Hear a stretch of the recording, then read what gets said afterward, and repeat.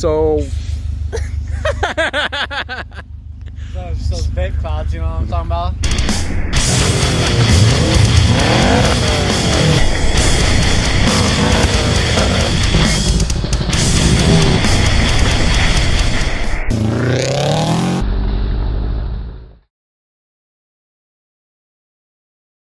Yo, so what year is your WRX? 2013. 2013, sick. And what kind of lift kit is on it? So right now all it has is an Anderson Design Fab 1-inch like spacer lift. Okay. It doesn't have any like the trailing arm spacers or anything like that, just because it's only an inch. Well, it looks like it still lines up really, really well, regardless of only having just the lift and nothing else going on. I think it looks good. And then what kind of tires you got on this thing? Just Yokohama G-Landers. They're 215 by 60 R16s. The biggest problem really with trying to do this build right here was it was fucking impossible to find anyone that would give information on forums with what lift, tires, and like now it's blasted everywhere, but I did this a few years ago and no one would list information. So I wish I would have gone a little bit bigger on tires, but since there was nothing out there, I was scared I wouldn't clear. Yeah, and you don't rub with these tires, right? No, actually, before I put the lift on, I stuffed these wheels and tires on it just to see. And if I hit a bump at like 80, they would rub. But anything other than that, no rub.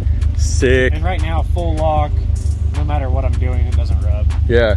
What? How do you like the tires so far? They perform pretty good for you?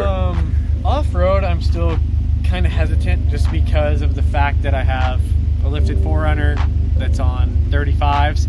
So to drive this on like not nice terrain is a little iffy, but like in the snow and in the mud a couple times I've had them, they did super good. Like I've plowed snow over my hood with sick. These tires and it did great. Tight. What and is this thing stock under the hood or no? I mean, no, but it's not built. It has just an intake, catless downpipe, it has an up pipe, full 3-inch exhaust, no resignator. It's an NVIDIA in one. Okay. It's pro tuned. I think 1,000cc injectors. Okay. So not much, but just enough to be somewhat fun on the trails. Yeah. What? Do you have any idea what kind of horsepower it's putting down? I don't. I think probably only like 250 to the wheels. Okay. Not a lot. Like embarrassing to say on a Subi page. Hey, don't get that in there.